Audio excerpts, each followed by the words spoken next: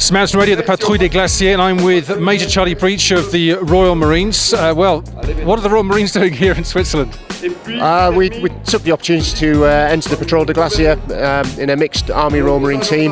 The 9 of us that participated are in the Defence Academy in the UK at the moment, doing on a staff course. So it was an opportunity to have some time away from the classroom for a few days. Well, there aren't too many high mountains in the UK, so how do you train? Training's been a little bit difficult. We've had to be a little bit of ingenuity. We went to the Brecon Beacons and did a bit of yomping in Royal Marines parlance. We went to the Milton Keynes snow zone for a bit of indoor skiing, and then we came out here a couple of days early and managed to get a day at the start of the route just to sort of try out some of the techniques. Well, as we're speaking, they're about to do the national anthem. It won't be God Save the Queen. I don't expect to know the words to the Swiss national anthem, but it is a very important event for Switzerland. Did you know that before you came? I had some idea about the scale of the event, but I hadn't quite grasped the significance for the country.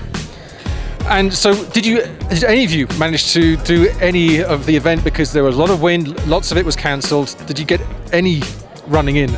Yeah, absolutely. We put 3 teams in, as I said. One team turned back just after the first checkpoint. That was a decision for the team because one of the guys was suffering. So, the correct decision to make in the circumstances. The other 2 teams, though, went on and got down to Arola this morning. We were bringing up the rear, you might say, but given the amount of training and preparation we had, that's probably not surprising. Now, I know that the organisers have been bringing in more military teams from abroad. Is this the first time that the British Army has been involved? No, not at all.